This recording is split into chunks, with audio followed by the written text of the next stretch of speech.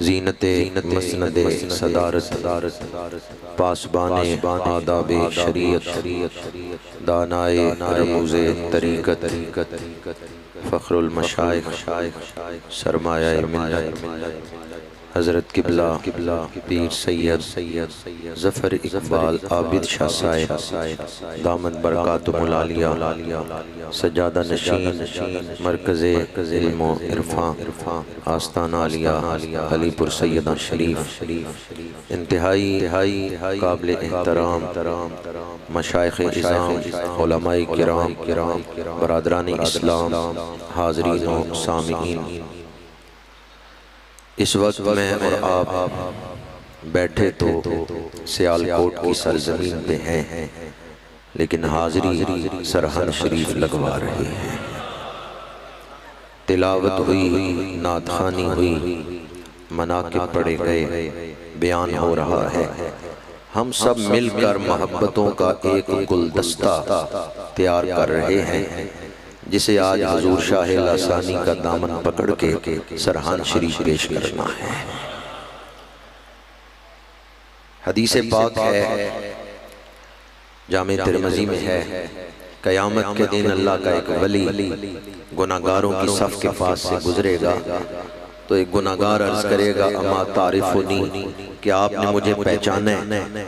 वो फरमाएंगे, कौन है तू? वो गुनाहगार अर्ज़ करेगा, अनल लज़ी सकैतुका शरबतन, मैं वो हूँ जिसने उस दुनिया में एक दिन आपको पानी का प्याला पेश किया था।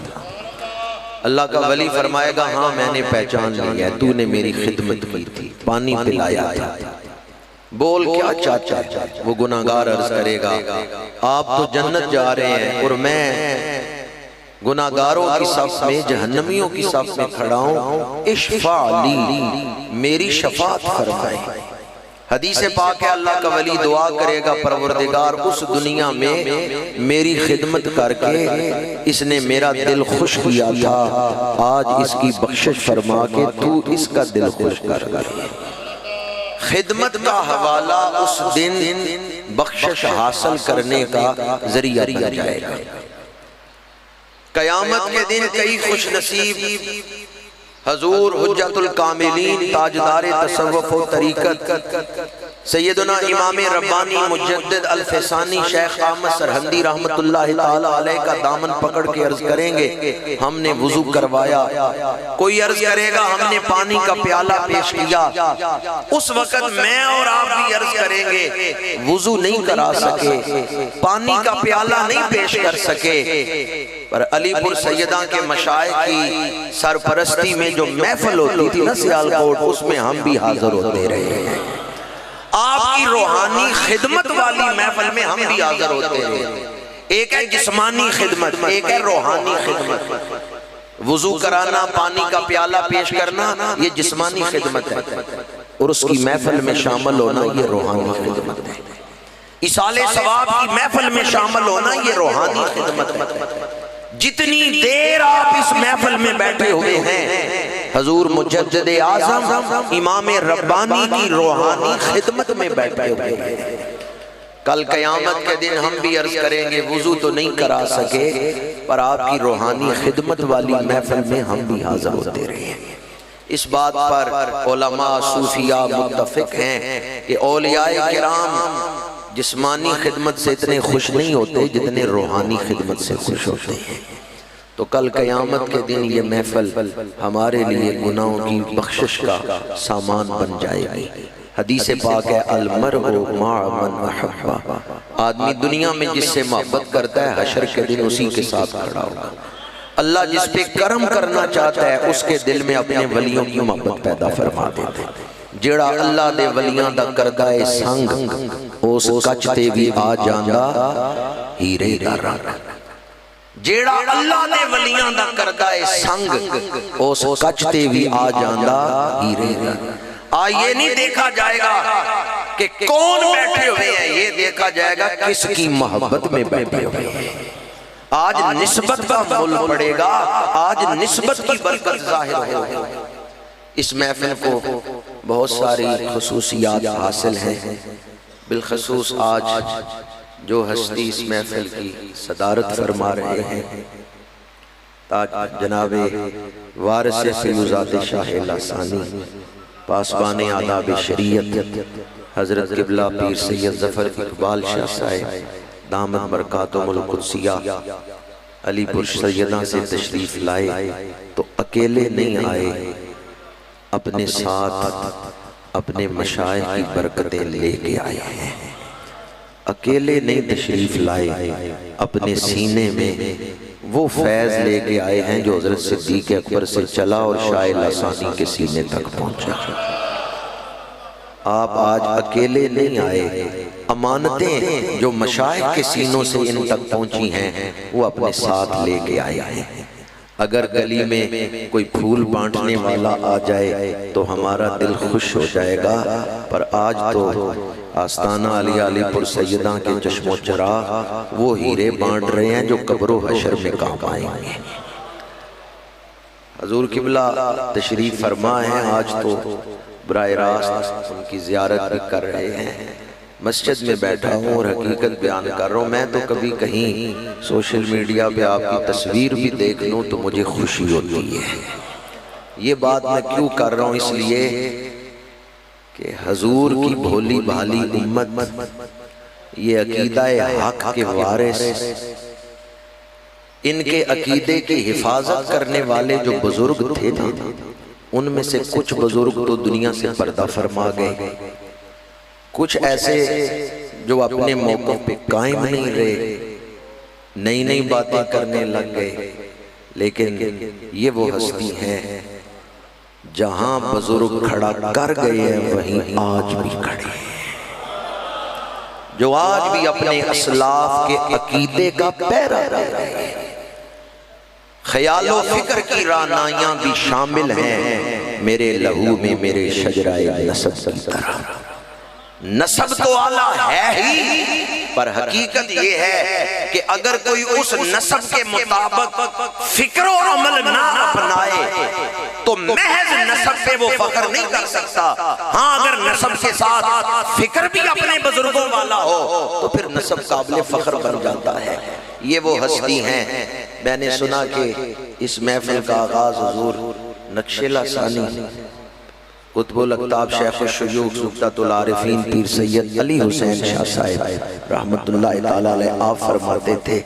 तो आज उसी सिलसिले को आपके फ़ैज़ात के जो वारिस हैं उन्होंने जारी रखा हुआ है, अपने असलाफ के अकायद का पहरा दे रहे हैं। इन बुजुर्गों का, ऐसी हस्तियों का वजूद अंधेरों के और फितनों के इस दौर में हमारे लिए गनीमत है। अल्लाह ताला आपका साया आतफत अहले सुन्नत के सरों पे कायम दायम रखे।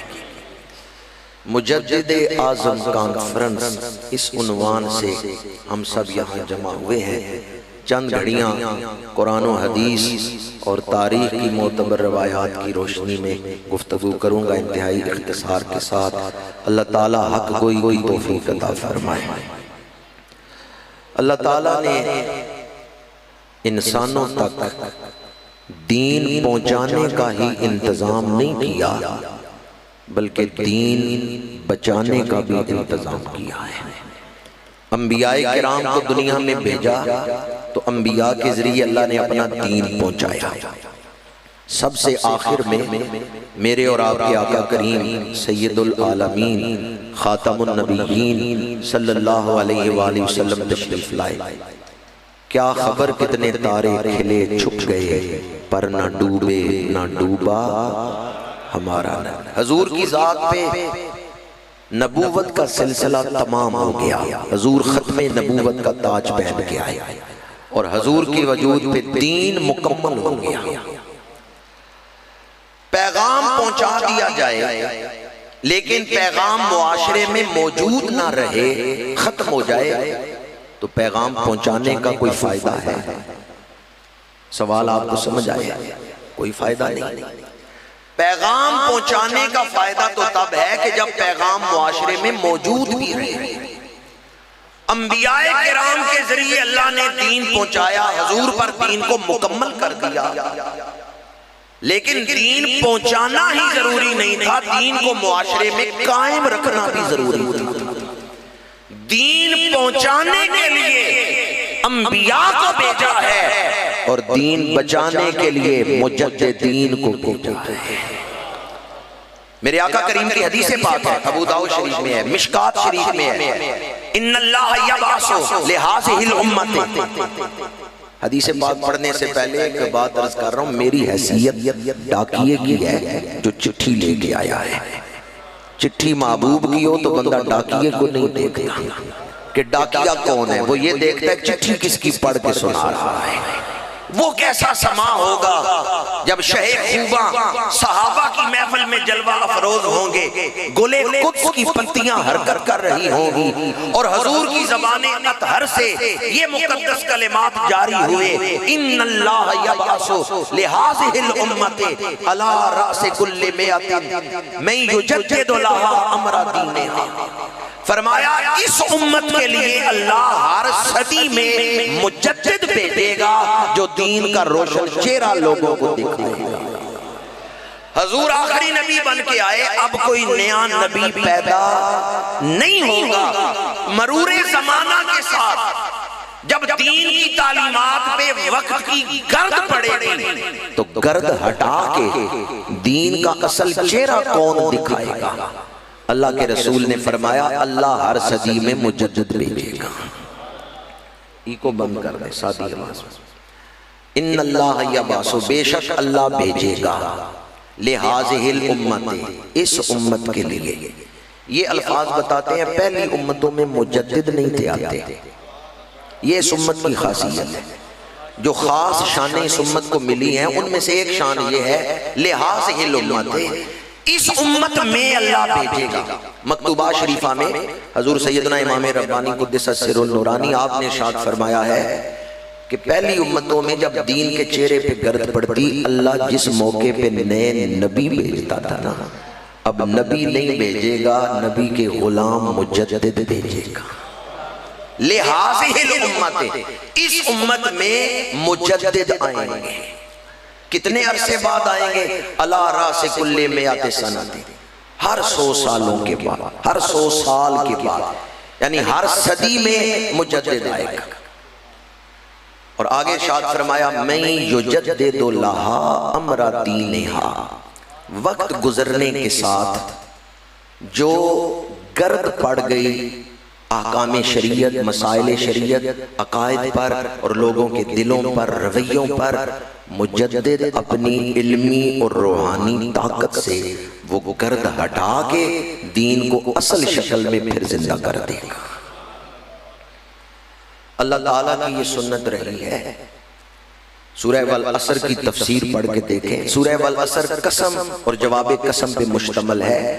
वल असरी इन्नल इंसान लफी खुस्र, कसम है ज़माने की, बेशक इंसान बहुत बड़े नुकसान में है। इल्लल्लज़ीना आमनु व आमिलुस्सालिहाति, मगर वो लोग नुकसान से बच गए जिनमें 4 खूबियां हैं। पहली चीज़ जो ईमान लाए, नेक अमाल किए, एक दूसरे को हक बात की वसीयत करते रहे, और चौथी चीज़ सब्र की वसीयत करते रहे। इस बात पर कसम किस चीज़ की उठाई है? ज़माने की। तो मुफस्सिरीन कहते हैं ज़माने की कसम क्यों उठाई कि ज़माना गवाह है इस बात का, हर दौर में कामयाब वो हुए जिनमें ये 4 सिफतें हैं। नमरूद बातिल का पैगाम लेके और मुजस्समाए बातिल बन के मुआशरे में जाहिर होता है, खुदाई का दावा करता है, तो अल्लाह ने हक का झंडा दे के हजरत इब्राहिम को भेज दिया है। नमरूद के पास बादशाह है, तख्त है, ताज है, लाओ लश्कर है, सिपाह है। हजरत इब्राहिम के पास ईमान है, हजरत इब्राहिम के पास हक है। फिरौन आया, फिरौन बातिल का नुमाइंदा है, शर का नुमाइंदा है। अल्लाह ने हजरत मूसा को खैर का नुमाइंदा बना के भेजा है।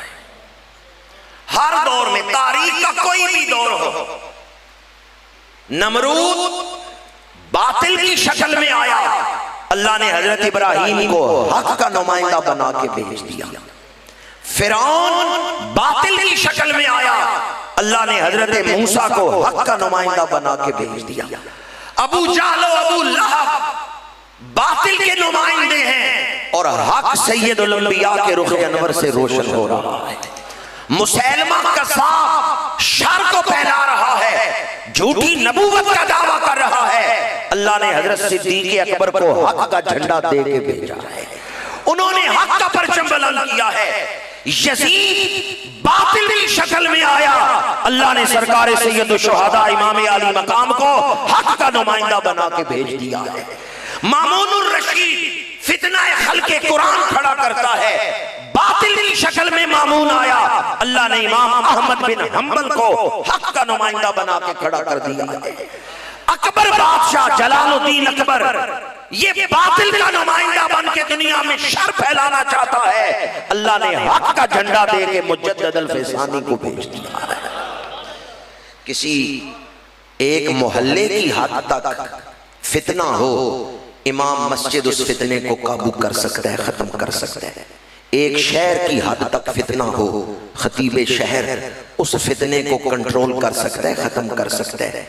लेकिन अगर फितना बादशाह के घर से उठे तो फिर खत्म करने के लिए भी तो किसी रूहानियत के बादशाह की जरूरत है।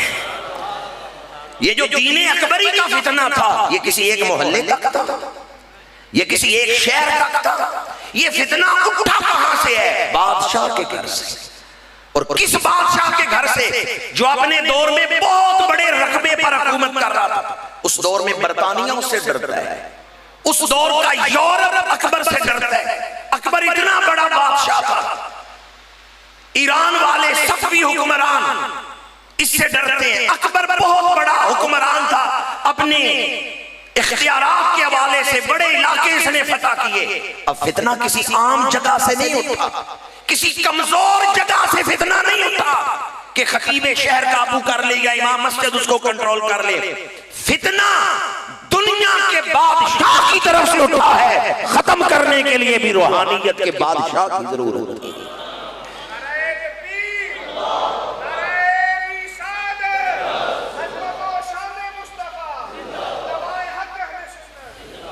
अकबर के पास दौलत है, अकबर के पास तख्त है, अकबर के पास तलवार है, अकबर के पास फौज है। इमाम रब्बानी के पास क्या है? आपके सीने में फारूक आज़म, आपकी रगों में फारूक आज़म का खून है, आपके सीने में सिद्दीक़ अकबर का फैज है, आपके लहजे में हैदर कर्रार की कड़क है और आपके सर पे रसूलुल्लाह का दस्ते शफ़क़त है। आज अमेरिका की यूनिवर्सिटियों में जब तारीख़ मशरक़ पढ़ाई जाती है तो अमेरिकी यूनिवर्सिटियों में पढ़ाने वाले तारीख दान कहते हैं हम हैरान हैं कि जिस दौर में जमहूरियत नहीं थी, बादशाह थी, और बादशाह के सामने बोलना बड़ा मुश्किल काम था कि कोई बादशाह के सामने खड़ा होकर बात करे। बादशाह सर कलम करवा देते थे, एक इशारे से जबान खिंचवा देते थे। अमेरिका और यूरोप के स्कॉलर जब अलूमे मशरक बयान करते हैं, तारीख मशरक पढ़ते हैं, अपने तलबा को पढ़ाते हैं तो कहते हैं हम हैरान होते हैं। सरहंद से एक दरवेश उठा, एक फकीर उठा और उसने बादशाह का तख्ते हुकूमत उलट दिया। उसके दरवाजे पे बादशाह गुलाम बन के खड़ा हो गया। अकबर तो मुर्तद मर गया पर जहांगीर को मुरीद बना हज़रत मुजद्दिद अल-फैसानी। फख्र है मीरों का मीर, फख्र है शाहों का शाह, फख्र के हैं मोजज़ात ताजो सरीरो सपा।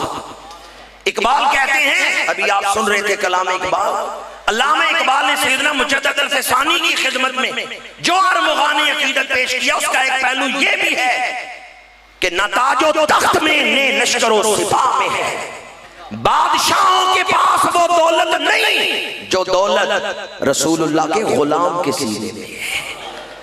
सरहंद शरीफ से एक अल्लाह का वली उठा और सारी हुकूमत उसके आगे झुक गई। आज अमेरिका और यूरोप में तारीख पढ़ाने वाले कहते हैं हम हैरान होते हैं एक शख्स ने हुकूमत को कैसे झुका दिया। वो ये देख रहे थे कि आप एक शख्सियत है, ये नहीं देख रहे आप कि सर पे हाथ किसका है, ये नहीं देख रहे सीने में फैज किसका है, ये नहीं देख रहे रगों में खून किसका है। शुरू इस्लाम का दौर है, मेरे आका करीम मुल्तज़म के मकाम पे खड़े होकर दुआ मांगते हैं अल्लाहुम्मा अय्यिदिल इस्लाम बि उमर बिन खत्ताब, परवरदिगार उमर बिन खत्ताब के जरिए इस्लाम को मजबूत कर उमर के जरिए इस्लाम की मदद फरमा। इस रिवायत को पढ़ के हम सिर्फ हजरत फारूक आजम के कबूल इस्लाम का वाकया बयान करते हैं और उस पर ही खत्म समझते हैं। शारहीन हदीस लिखते हैं अल्लाह के रसूल देख रहे थे उमर खुद भी इस्लाम की मदद करेगा और कयामत तक आने वाली उमर की औलाद भी इस्लाम की खिदमत करती रहेगी। इमाम रब्बानी जब जहांगीर के दरबार में बोल रहे हैं ना तो पता चलता है फारूक आजम का बेटा बोल रहा है। हजरत फारूक आजम के बेटे थे अब्दुल्ला बिन उमर। हजरत अब्दुल्ला बिन उमर की एक शादी हुई है हजरत इमाम हसन की बेटी, उनका नाम भी फातिमा था। हजरत सैयदा फातिमा बिनते हसन रजी अल्लाह ताला अन्हुमा, उनके साथ हजरत अब्दुल्ला बिन उमर की शादी। उनसे आगे नस्ल चली, हजरत सालिम पैदा हुए। हजरत सालिम से आगे जो नस्ल चली उस सिलसिलातुन नूर में इमाम रब्बानी मुजद्दद अल-फिसानी तशरीफ लाए। मेरे आका करीम देख रहे थे कि उमर तो इस्लाम को मजबूत करेगा ही, कयामत तक आने वाली उमर की औलाद भी इस्लाम की खिदमत करती रहेगी। आपकी रगों में खून फारूक आजम का है, सीने में फैज हजरत सिद्दीक अकबर का है। वैसे आप चारों सलासल की खिलाफत रखते थे, चारों सलासल का फैज तकसीम करते थे, लेकिन जो रंग गालिब था वो सिलसिला लिया नक्शबंदिया का रंग था, फैज सिद्दीक अकबर था। और इस पर भी आप हैरान होंगे, मेरे पास लफ्ज़ नहीं कि मैं मजमून को सही तरह पहुंचा सकूं आप तक, क्योंकि ये वो मजमून है कि उसे बयान करते हुए खुद मेरे अंदर भी तूफान उठे हुए हैं। मुरीद जाते हैं मुर्शिद के पास, पर यहाँ तो ख्वाजा मुकंगी ने ख्वाजा बाकी बिल्ला को फरमाया है कि जाओ जाके दिल्ली में डेरा लगाओ, वहाँ एक शख्स आएगा, तुमने उसे मेरी अमानत पहुँचानी है। यहाँ मुर्शिद को भेजा गया है, जाओ जाके मुजद्दद अल-फिसानी तक मेरा फैज पहुँचा गया। खुद हजरत ख्वाजा बाकी बिल्ला ख्वाजा खाजगां फरमाते हैं मैंने ख्वाब देखा था कि दीवार पे एक परिंदा बैठा है, वो दीवार से बड़ा खुशनुमा परिंदा है, उड़ के आया मेरे हाथ पे बैठा। मैंने ये ख्वाब अपने मुर्शिद करीम को सुनाया तो हजरत ख्वाजा मुकंगी रहमतुल्लाह ताला अलैह ने फरमाया कि तुम ये शहर छोड़ दो, जाओ हिंदुस्तान, तुमसे बहुत बड़ा काम लिया जाएगा। हजरत सिद्दीक अकबर का ये खास फैज तुम पहुंचाओ, वहाँ एक शख्स तुम्हारे पास आएगा। ख्वाजा खाजगा फरमाते हैं जब मुलाकात हुई ना हजरत शेख अहमद सरहदी से कि मुझे ख्वाब में तुम्हारा चेहरा भी दिखा दिया गया था, और दिल्ली तक आते हुए जब मैं सरहद से गुजर रहा था मैं कई वहाँ बुजुर्गों से मिला पर तुम्हारा चेहरा नहीं मुझे नजर आया। दिल्ली में डेरा लगाया, कई मुरीदीन आते मुरीद होने के लिए, पर मैं तुम्हारा चेहरा ढूंढ रहा था, जिसके लिए मैं आया हूँ वो तो भी पहुंचा नहीं है। जब इमाम रब्बानी बैत होने के लिए ख्वाजा खाजगा ख्वाजा बाकी बिल्ला रहमतुल्लाह ताला अलैह के पास गए तो आपने उस वक्त ये वाकया सुनाया। आपको जब खिलाफत दी उस वक्त ये वाकया सुनाया, फरमाया जिस काम के लिए मैं यहाँ हिंदुस्तान आया था आज मेरी ड्यूटी पूरी हो गई है। मुरीद तो मुर्शिदों पे फख्र करते ही है कि मेरी निस्बत बड़ी आला है, पर कभी कभी ऐसा होता है मुर्शिद फख्र करते हैं मेरा मुरीद बड़ा आला है।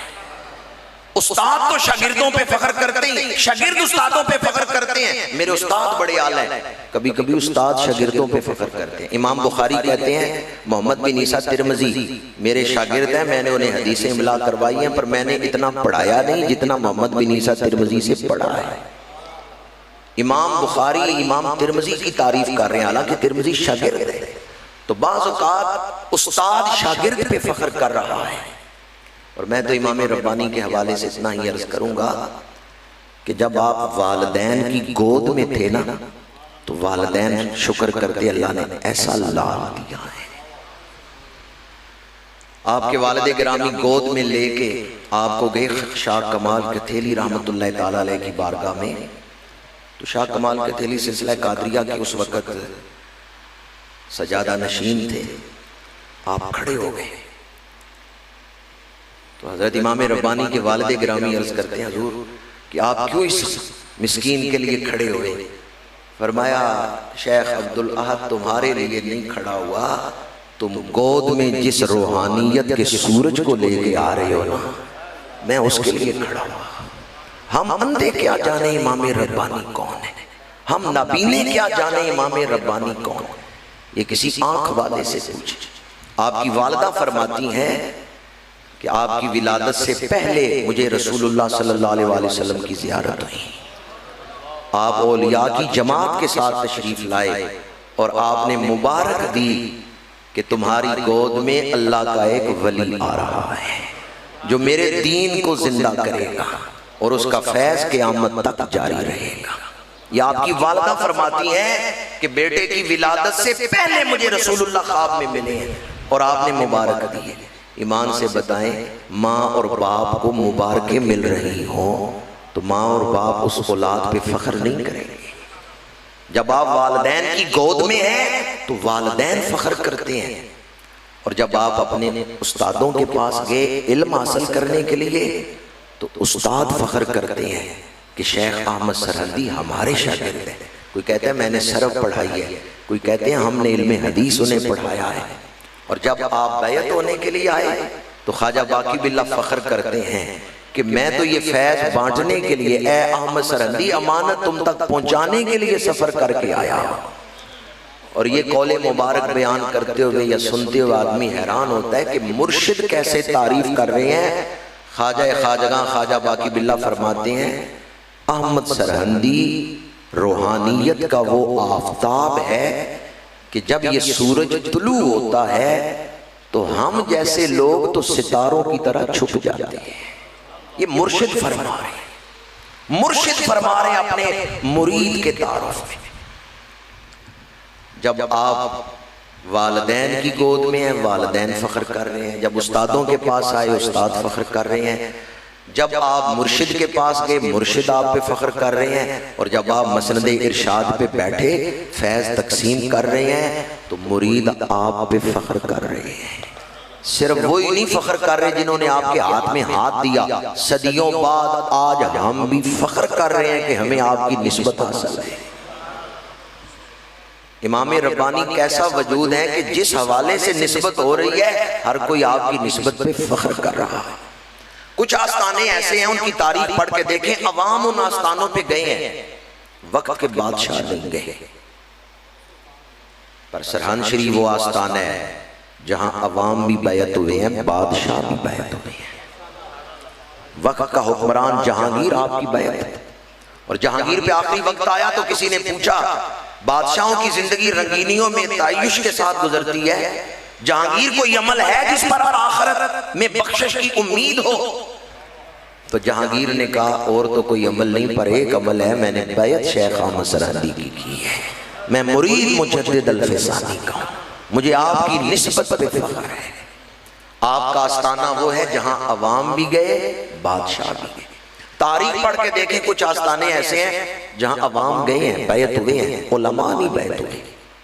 कुछ आस्थाने ऐसे हैं उलमा बैत हुए, अवाम नहीं वहां गए, वहां ज्यादा उलमा गए, अवाम नहीं वहां गए। लेकिन सरहन शरीफ का आस्थाना और इमाम रब्बानी की तारीख पढ़ के देखें, ये वो आस्थाना है यहाँ मुफस्सिरीन भी मुरीद है, मुहद्दिसीन भी मुरीद है, फुक़हा भी मुरीद है। कोई समझने वाला समझे मैं क्या कह रहा। मैं ये नहीं कह रहा इमाम रब्बानी गौस हैं, गौस तो इनके दरवाजे पे खड़े हैं। मैं ये नहीं कह रहा इमाम रब्बानी कि सिर्फ फकीर हैं, आप तो सुल्तानुल फुक़रा हैं।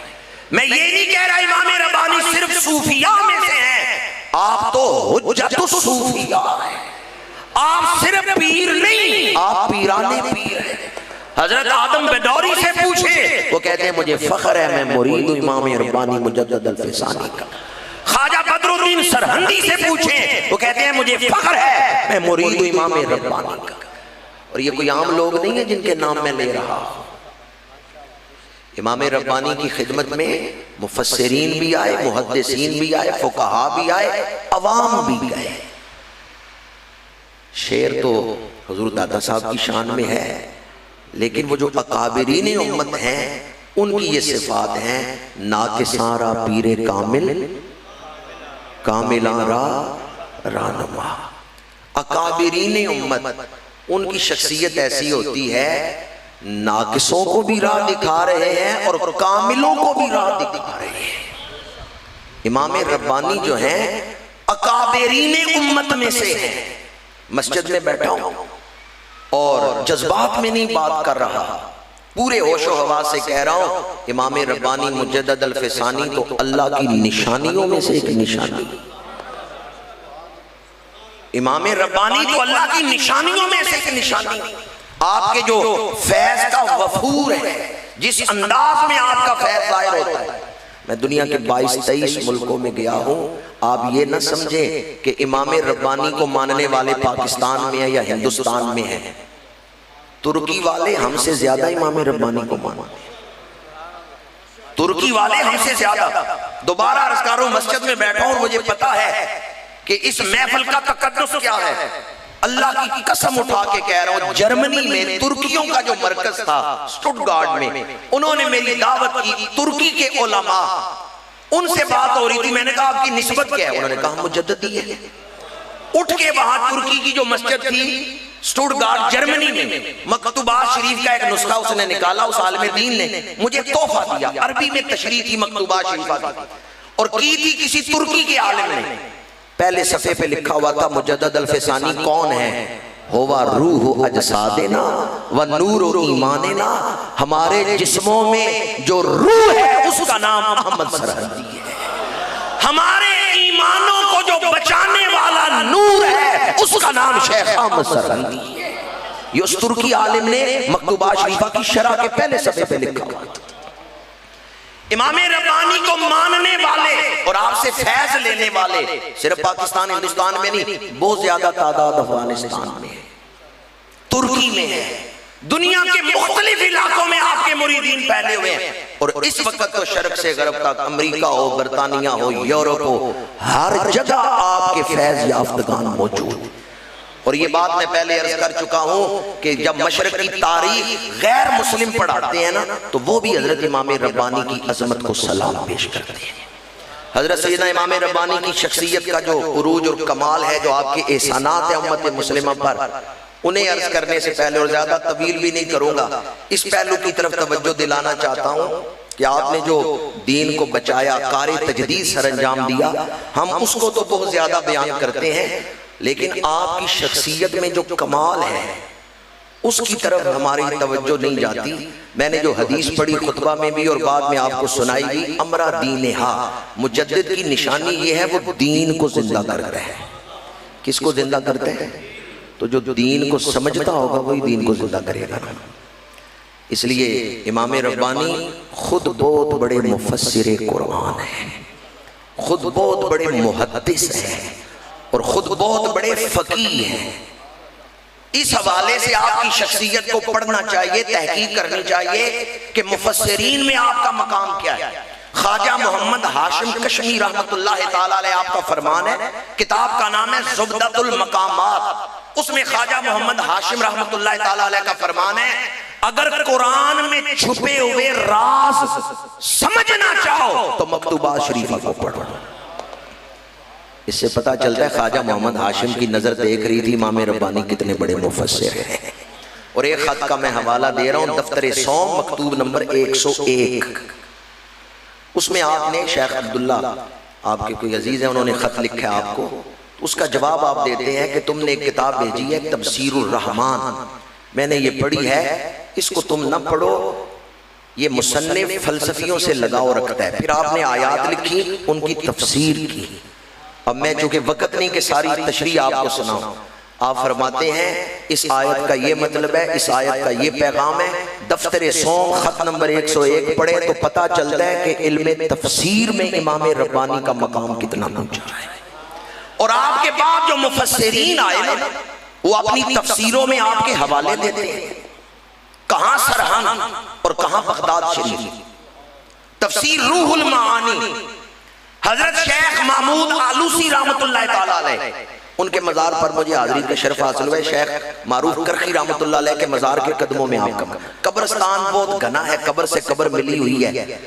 तो हजरत शेख महमूद आलूसी इन्होंने दुआ मांगी थी, या अल्लाह मैंने तफसीर लिखी है, अगर मेरा तफसीर लिखना तेरी बारगाह में कबूल है तो जब मैं फोत हो जाऊं मेरी कब्र शेख मारूफ करखी के रोजे के कदमों में बने। मुरीदों ने अर्ज किया, हुजूर 30 पारे तफसीर लिख के आपने मांगा क्या है? वहां तो जगह ही नहीं कब्र की। आप कहते हैं वहां मेरी कब्र बन जाए, वहां तो जगह ही नहीं। आपने फरमाया जब मेरा विसाल हो जाए तो रोजे के कदमों वाली तरफ जाके देख लेना, अगर जगह हो तो समझना तुम्हारे उस्ताद की दुआ कबूल हो गई है, जगह ना हो तो समझना मेरा तफसीर लिखना भी कबूल नहीं है। मैं जब बगदाद शरीफ हाजिर हुआ और हज़रत शेख मारूफ करखी के रोजे पे हाजिर हुआ तो मेरे जो वहाँ दोस्त अहबाब थे, मैंने कहा भी मैंने ये बात सुनी थी, आज मैंने जियारत करनी है कब्र की। जब शेख मारूफ करखी की बारगाह में हाजिरी से फारग हुए तो वो कब्रिस्तान की तरफ ले गए। सीढ़ियां उतर के जब कब्रिस्तान में दाखिल हुए, पहली कब्री ख्वाजा शेख महमूद आलूसी रहमतुल्लाह अलैह की। ये हज़रत शेख महमूद आलूसी बगदाद के बहुत बड़े मुफस्सिर, रूहुल मानी में हवाले देते हैं हजरत मुजद्दिद अल-फैसानी, तफसीर बयान करते हुए हजरत मुजद्दिद अल-फैसानी का हवाला देते हैं। हजरत काजी सनाउल्लाह पानीपती तफसीर मजरी पढ़ के देखे, वो तफसीर में आपके हवाले देते हैं। हजरत हकीमुल उम्मत मुफ्ती अहमद यार खान नईमी रहमतुल्लाह अलैह तफसीर नईमी ज़ियाउल कुरान में आपके बाद जो मुफस्सिरीन आए हैं वो अपनी तफसीर में आपके अक़वाल बयान करके कहते हैं इस आयत की ये तफसीर हजरत मुजद्दिद साहब ने भी ये फरमाया है। इसका मतलब यह है मुफस्सिरीन की नजर में आप बहुत बड़े मुफस्सिर हैं और मुहद्दिसीन की नजर में बंदा मेरी जमात का नहीं है, लेकिन बात आपको सुना रहा हूं। सैयद सलमान नदवी उसने लिखा है, कभी मकतूबात शरीफा पढ़ के देखो तुम्हें पता चलेगा शेख अहमद सरहंदी इल्मे हदीस में कितना बुलंद मकाम रखते थे। ये सलमान नदवी ने लिखा है। अनवर शाह काश्मीरी देवबंदी मकतबा फिक्र, बुखारी की शरह लिखी है फैजुल बारी, फैजुल बारी में हदीसों की शरह करते हुए अनवर शाह काश्मीरी हज़रत मुजद्दिद अल-फसानी के हवाले देता है। सैयद अहमद बजनौरी अनवारुल बारी किताब का नाम है। सैयद अहमद बजनौरी ने अहनाफ के जो मुहद्दिसीन गुजरे हैं ना उनकी फहरिस्त लिखी है। इमाम रब्बानी का नाम बड़े मुहद्दिसीन में बयान किया है। अनवारुल बारी उठा के देखे, सैयद अहमद बजनौरी ने अहनाफ मुहद्दिसीन में इमाम रब्बानी का जिक्र किया। और हमारे इस दौर में एक शारे मुस्लिम गुजरे हैं, बाद में उन्होंने बुखारी की शरह भी लिखी, अल्लामा गुलाम रसूल सईदी। इब्तिदा उन्होंने मकालात लिखे, उसमें एक हदीस पर उन्होंने गुफ्तगू की, लौला कलमा खलक़तुल अफ़लाक, अल्लाह करीम ने फरमाया महबूब मैं आपको न बनाता आसमानों को न बनाता। इस हदीस पर तहकीक करते हुए अल्लामा गुलाम रसूल सईदी लिखते हैं, कहते हैं ये हदीस मैं मानता हूँ। अब आगे जो दलाइल दे रहे हैं उसमें कहते हैं कि इमाम रब्बानी मुजद्दिद अल-फसानी की जो इल्मी हैसियत है इल्मे हदीस के अंदर, उसको अपने बेगाने सब मानते हैं। जब इमाम रब्बानी ने मकतूबा शरीफा में ये हदीस लिख दी है, इसका मतलब है मानन ये हदीस बिल्कुल ठीक है। ये अल्लामा गुलाम रसूल सईदी ने लिखा है। कहते हैं अगर ये हदीस मानन सही ना होती इमाम रब्बानी कभी ना इसको मकतूबा शरीफा में लिखा। डॉक्टर बाबर बेग उसने PhD की है सिर्फ उन हदीसों पर रिसर्च करके जो इमाम रब्बानी ने मकतूबा शरीफा में नकल फरमाई है। आपके मकतूबात पर लोग PhD कर रहे हैं। और लाहौर अल्लामा मोहम्मद सईद नक्शबंदी उन्होंने मकतूबा शरीफा में जो अहादीस हैं उनको जमा करके तखरीज की है। और 4 हदीस जो आपकी हैं 40 वो छप चुकी हैं। सैयद सलमान नदवी ने उनका भी जिक्र किया है। और मकतूबा शरीफा का जिक्र करके उसने कहा है कि कभी मकतूबा शरीफा पढ़ो तो तुम्हें पता चलेगा कि मुजद्दिद अल-फसानी इल्मे हदीस में कितना बुलंद मकाम रखते थे। ये मुश्किल बात मैंने आपके सामने अर्ज की, अब आसान सी बात अर्ज कर रहा हूँ। आप मुफस्सिरीन में भी बुलंद मकाम रखते हैं, मुहद्दिसीन में भी आला मकाम रखते हैं, और दीन जिंदा करने के लिए इल्मे फ़िक़्ह का होना बड़ा ज़रूरी है। इमाम रब्बानी अपने दौर के इतने बड़े फ़क़ीह हैं कि आप मसाइल खुद मुस्तखरिज फरमाते हैं, इस्तिखराज फरमाते हैं। मैं उसकी एक मिसाल आपके सामने दे रहा हूँ। अगरचे आप फ़िक़्ह हनफिया के मुक़ल्लिद हैं, तक़लीद करते हैं इमाम आज़म अबू हनीफ़ा की, और आप जो भी मसाइल बयान करते थे वो फ़िक़्ह हनफी की रोशनी। आपके मकतूबात पढ़ें तो फतावा ग़ियासिया, फतावा तातार खानिया, हिदाया शरीफ, इन किताबों के हवाले मिलते हैं तो पता चलता है कि आपकी निगाह कहाँ तक थी, किन फतावा तक आपकी अप्रोच थी। एक मसला मैं आपके सामने बयान कर रहा हूँ, जो रेशमी जाए नमाज है, पशमीना की जाए नमाज, इस पर नमाज पढ़ना इमाम मालिक के नज़दीक मकरूह है, लेकिन अहनाफ के नज़दीक जायज़ है। हज़रत इमाम रब्बानी इस इख्तिलाफ से निकलने के लिए, अब देखें आपका इल्मी मकाम फ़िक़्ह आ गया कि आप सजदे वाली जगह पे सूती कपड़ा लगा लेते हैं। जब आप सूती कपड़े पे सजदा कर रहे हैं तो फिर किसी को भी इख्तिलाफ नहीं रहे। बाकी सारा जाए नमाज पश्मीने का है, लेकिन सजदे वाली जगह पे सूती कपड़ा। अब मैं आपकी बड़ी तवज्जो चाहूँगा, इस बात को हज़रातुल कुद्स में हज़रत बदरुद्दीन रहमतुल्लाह ताला अलैह आपने बयान किया है। कहते हैं कुछ दिनों बाद मैंने देखा कि मेरे मुर्शिद करीम की जाए नमाज पे जो सूती कपड़ा लगाया गया है वो मैला हो गया है, चूँकि मुसल्ला पड़ा रहता है ज़मीन पे। तो मैंने अर्ज़ किया हुज़ूर इजाज़त दें तो मैं ये सजदे वाला कपड़ा उतार के ले जाऊँ, धो के ले आऊँ, फिर लगा दूँगा। आपने इजाज़त दे दी।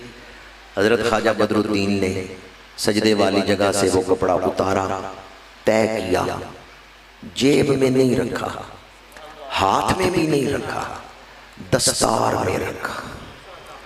घर लेके गए तो हाथ में पकड़ के भी नहीं, जेब में भी नहीं, बल्कि दस्तार में दिया। घर गए तो दस्तार से कपड़ा निकालना भूल गए, सरहाने दस्तार रखी, सो गए। उस एक रात में 12 दफा रसूलुल्लाह ने अपनी जियारत अता फरमाई। जियारत नबवी कोई छोटी नेमत है। या अल्लाह जो मोहब्बत से सुभान अल्लाह के इमाम रब्बानी की विलायत का सदका उसे हुजूर का दीदार अता फरमा। जे तू मिल पवे ता मैं लख दिया, जे तू ना मिले ता मैं कख दिया, पर दिल विच उडीका रख दिया, कदी लै नुमानी दी सार में। मेरे आका करीम ने फरमाया, बदरुद्दीन सरहंदी जानते हो तुम्हें बार बार मैं क्यों जियारत करवा रहा हूं? तूने मेरे आशिक सादिक अहमद सरहंदी के मुसल्ले का अदब किया है। तूने मेरे आशिक सादिक अहमद सरहंदी के मुसल्ले का अदब किया है, इस पर मेरा दिल खुश हुआ है। जो इमाम रब्बानी से मोहब्बत करता है, आपका अदब करता है, अल्लाह के रसूल खुश हो के अपना दीदार अता फरमा रहे हैं। हजूर की बारगाह में फिर वो कितने मकबूल हैं जिनका अदब करने की वजह से हजूर अपना दीदार अता फरमा रहे हैं। इमाम रब्बानी कुद्दस सिर्रुल अजीज अल्लाह की निशानियों में से एक निशानी। मैंने ये सारी जो तशरीह आपके सामने की है इस जुमले पर की कि फितना बादशाह के घर से उठा था, तो बचाने के लिए भी रूहानियत के, तो मैंने बादशाह की तशरीह की, रूहानियत के ताजदार थे, आम हस्ती नहीं। इल्म में यगाना रोजगार, तकवा में मीनारा हिदायत, सिर्फ पीर नहीं है, पीरानी पीर है। आपसे तो रूहानियत के चश्मे फूटते हैं, आप तो रूहानियत का समंदर है। अब जहां से फितना उठा है वहां इख्तियारात बड़े थे। मुफ्ती सदरुद्दीन बैठा है अकबर के साथ दरबार में, बादशाह ने उसकी दाढ़ी को पकड़ा और कहा ये क्या बाल रखे हुए हैं। हजाम को बुलाया और मुफ्ती सदरुद्दीन की दाढ़ी मुंडवा दी। अकबर बादशाह शारे इस्लामी की तौहीन कर रहा था। कुत्ता नजस है, कुत्ता पलीद है, लेकिन अकबर बादशाह ने कहा कुत्ता पाक है, कुत्ता बाबरकत है। और उसने कहा मैं अपने दिन का आगाज, माज़अल्लाह, वो कहता है मैं अपने दिन का आगाज कुत्ते की जियारत से करता हूं। नजस जानवर के लिए उसने जियारत का लफ्ज बोला। मियाँ बीवी का वजूद मिले गुस्ल फर्ज होता है। अकबर बादशाह ने कहा ये गुस्ल जनाबत कोई चीज नहीं, मियाँ बीवी का वजूद मिले नहाने की जरूरत नहीं। गाय का गोश्त हलाल है। अकबर ने कहा मेरे मुल्क में गाय का गोश्त हराम है। तफसील का वक्त नहीं। अकबर का एक मुफ्ती था, उलमाए सू में से था, दरबारी था, मखदूमुल मलक। उसने फतवा दिया कि आजकल हज करना गुनाह है, लिहाजा कोई हिंदुस्तान से हज करने न जाए। हज मनसूख हो गया है, हज मनसूख हो गया है। बुनियाद इस्लाम वाला खम्स, इस्लाम की बुनियाद जिन 5 अरकान पे रखी गई उनमें एक हज है। तो मखदूमुल मलक ने दलाइल क्या दी उस फतवे में? उसने कहा जो खुशकी का रास्ता है उसमें कज़ाक हैं, उसमें डाकू हैं, उसमें लुटेरे हैं, बंदा महफूज नहीं रहता। जो दरियाई रास्ता है उसमें ईसाइयों की मोहर लगवानी पड़ती है, वहाँ तस्वीर है हजरत ईसा की और बीबी मरियम की, तो तुम ईसाइयों की मोहर लगवा के जाओगे, लिहाजा तुम तसलीस को मानोगे, काफिर हो जाओगे। ये इस तरह के दलाइल देके उसने कहा हज मनसूख हो गए। अब आप जरा अंदाजा करें, जो दीन अकबरी अकबर बादशाह ने शुरू किया, अगर ये इसी तरह चलता रहता तो इस्लाम मौजूद रहता। जमात इस्लामी के बानी मौदूदी साहब, मौदूदी ने लिखा है कि मुजद्दिद अल-फ़सानी ना आते तो हिंदुस्तान से इस्लाम मिट जाता। शाह वलीउल्लाह मुहद्दिस देलवी ने रद्दे रवाफिद की शरह में लिखा है, आज हिंदुस्तान में मस्जिदों में अज़ानें हो रही हैं, मदारिस में कुरान पढ़ाया जा रहा है, खानकाहों में सुलूक की मंजिलें तय हो रही हैं, अल्लाह की ज़रबें लगाई जा रही हैं। शाह वलीउल्लाह मुहद्दिस देलवी कहते हैं बर्रे सगीर के हर मुसलमान की गर्दन पे मुजद्दिद अल-फ़सानी का एहसान है। चाहे कोई चिश्ती है, चाहे कोई कादरी है, चाहे कोई सोहरवर्दी है, किसी सिलसिले के साथ उसका ताल्लुक है। शाह वलीउल्लाह मुहद्दिस देलवी लिखते हैं, हिंदुस्तान में आज अगर दीन इस्लाम का झंडा बुलंद है तो ये एहसान है मुजद्दिद अल-फ़सानी का। यहाँ रहने वाले हर मुसलमान की गर्दन पे कर्ज है मुजद्दिद अल-फ़सानी के मुजाहिदात का। आप तने तनहा डट गए वक्त के बादशाह के सामने। दोबारा अर्ज कर रहा हूँ, कुत्ते को उसने पाक कह दिया, गुस्ले जनाबत को हराम कर दिया, गुस्ले जनाबत की जरूरत नहीं है, दाढ़ियां मुंडवाने का हुक्म दे दिया, कई मस्जिदें उसने गिरा दी, हज को मनसूख कर दिया, और आखिर में क्या हुआ, इसको अकबर को मुजतहिद मुतलक बना दिया गया। मुजतहिद मुतलक किसे कहते हैं? मुजतहिद मुतलक वो है कि जिसका कहा हुआ दीन है। हमारे यहाँ मुजतहिदीन इज्तिहाद करते हैं पर उसूलों की पाबंदी के साथ, वो कुरान और हदीस के सामने जवाब दें, कुरान और हदीस से हट के इज्तिहाद नहीं कर सकते। अकबर को मुजतहिद मुतलक का लक़ब मिल गया कि जो ये कहेगा वो दीन है। इसलिए अकबर ने हुक्म जारी किया, अब ये ना पढ़ा करो ला इलाहा इल्लल्लाह मुहम्मदुर रसूलुल्लाह, माज़अल्लाह, उसने कहा पढ़ा करो ला इलाहा इल्लल्लाह अकबर रसूलुल्लाह। बहुत कम लोग जानते हैं कि इमाम रब्बानी ने किस दौर में दीन का झंडा बुलंद किया है। मैंने थोड़ी सी हौलनाकी आपके सामने बयान की है और दोबारा आपसे पूछ रहा हूं, अगर हालात इसी तरह चलते रहते तो क्या दीन मौजूद होता, दीन बाकी रहता? अकबर बादशाह के पास चूंकि ताकत थी, उसने अपनी ताकत के साथ अहकामात नाफिज किए। हिंदू औरतों से शादियां की और महल में उन्हें मंदिर बना के दिए जहां वो पूजा करती थी, महल के अंदर पूजा करती थी। अकबर मुर्तदी मर गया। हजरत इमाम रब्बानी ने इब्तदान मुरीदीन की इस्लाह फरमाई, तज़किया किया, सलूक तय करवाया, फिर खतूत लिखे। इस अंदाज में आपने खुलफा मुख्तलिफ इलाकों में भेजे, दीन को जिंदा किया। बराह रास्त अभी बादशाह से टक्कर नहीं ली, पहले वो लोग तैयार किए जो दीन को समझने वाले थे और जिनके सीने में रूहानी फयूजात थे। अकबर बादशाह मुर्तदी मर गया, आपने उसे दावत हक दी है लेकिन उसने कबूल नहीं की। जहांगीर ने आपको दरबार में बुलाया है, आपके कुछ मकतूबात उसके सामने पेश किए गए। इमाम रब्बानी तशरीफ ले गए। जहांगीर का एक बेटा फर्रुख जो है वो इमाम रब्बानी का अकीदतमंद था। आप दरबार में तशरीफ ले गए। जहांगीर को सजदा किया जाता था, आपने सजदा नहीं किया। जहांगीर आग बगोला हो गया, आपने सजदा नहीं किया। इमाम रब्बानी ने फरमाया शरीयत में सजदा सिर्फ खुदाए वाहिद के लिए है। दरबारी उलमा ने कहा कि आप इबादत वाला सजदा ना करें, सजदा ताज़ीमी। इमाम रब्बानी ने फरमाया इस्लाम में सजदा ताज़ीमी भी सिर्फ खुदा के लिए, किसी और के लिए नहीं है। इबादत वाला सजदा खुदा के लिए है, तो ताज़ीमी सजदा किसी मखलूक के लिए इस्लाम में जायज़ है नहीं। इस्लाम में किसी के लिए सजदा ताज़ीमी की गुंजाइश इमाम रब्बानी ने इनकार किया। एक मौलवी साहब बोले, वो भी दरबारी थे, उलमाए सू में से थे। मसला वो जो बयान कर रहे थे वो रुखसत वाला था। उनका अगर जान का खतरा हो ना कि मैंने सजदा ताज़ीमी ना किया तो मेरा सर काट दिया जाएगा, जान बचाने के लिए सजदा ताज़ीमी करना जायज़ है? जान बचाने के लिए सजदा ताज़ीमी करना जायज़ है, तो आप अपनी जान बचाएं, सजदा करें। इमाम रब्बानी ने फरमाया जिसे जान प्यारी है वो तो सजदा कर ले, मुझे ईमान प्यारा है, मैं अजीमत पे अमल करूंगा। शहजादा फर्रुख आगे बढ़ा, कान में आके ना आस्था से आवाज से कहने लगा, हजूर कोई दरमियानी रास्ता निकाले, आपकी इज्जत भी बच जाए, मेरे बाप की इज्जत भी बच जाए, कोई दरमियानी रास्ता निकाले। आपने फरमाया शहजादा फर्रुख, हम फकीरों ने भी दरमियानी रास्ते निकाले हैं, तो फिर दीन का पैगाम दुनिया तक कौन पहुंचाएगा, फिर दीन का झंडा कौन बुलंद करेगा अगर हमने भी दरमियानी रास्ते निकाले। आप किसी सूरत बादशाह को सजदा करने के लिए तैयार नहीं हुए। उसने कहा थोड़ा सा सारी झुका दे, दरमियानी रास्ता निकाल दे। आपने इससे भी इनकार किया तो आपको कैद करके कला ग्वालियर भेज दिया गया।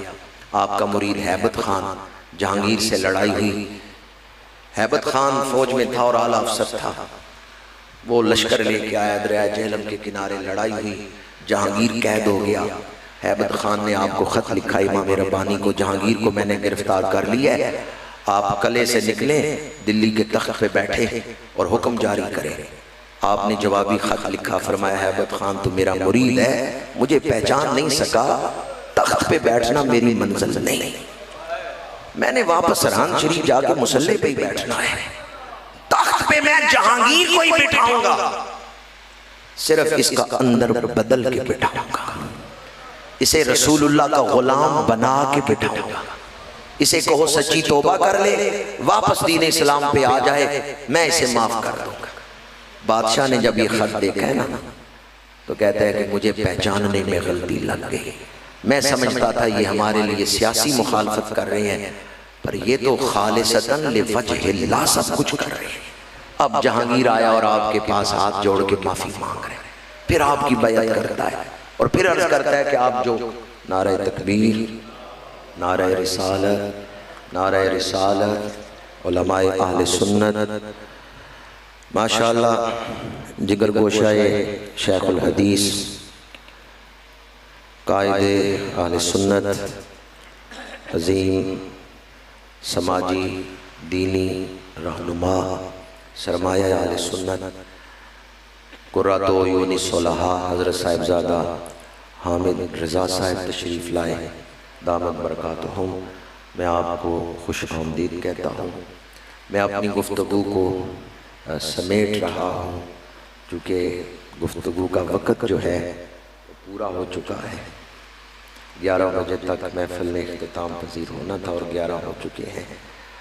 मैं ये अर्ज़ कर रहा था कि जब जहांगीर को पता चला ना कि तख्त आपकी मंजिल नहीं, तो फिर वो आपके दरवाजे पे साइल बन के आया, माफ़ी मांग रहे हैं, आपकी बैअत करता है।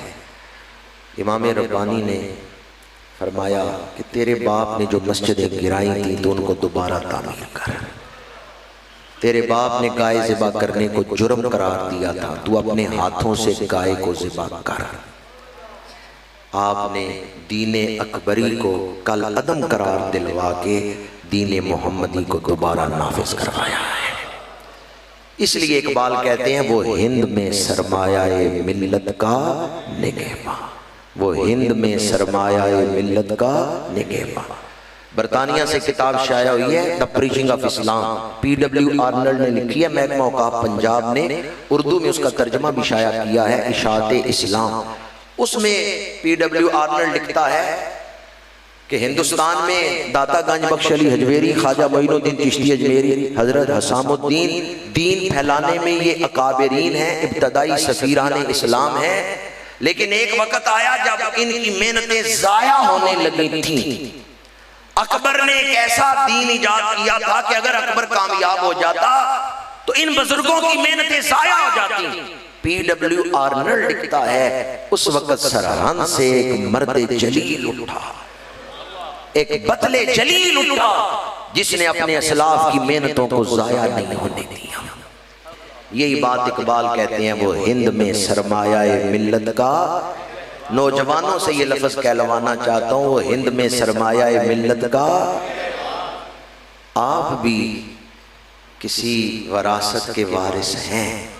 क्या आपको भी एहसास है कि आज भी मशरबे मुजद्दिद अल्फसानी की ज़रूरत है, आज भी मुजद्दिदी वलवले की ज़रूरत है। जिस दौर में आप जिंदगी गुजार रहे हैं, वक्त एक बार फिर सैयदना मुजद्दिद अल्फसानी की रूह पाक को सदा दे रहा है। आज फिर मुजद्दिदी वलवले की जरूरत है। गर्दन न झुकी जिसकी जहांगीर के आगे, है जिसके नफसे गर्म से गर्मी आहरार। अल्लाह ताला हमें सैयदना इमाम रब्बानी की तालीमात पे अमल की तौफीक अता फरमाए।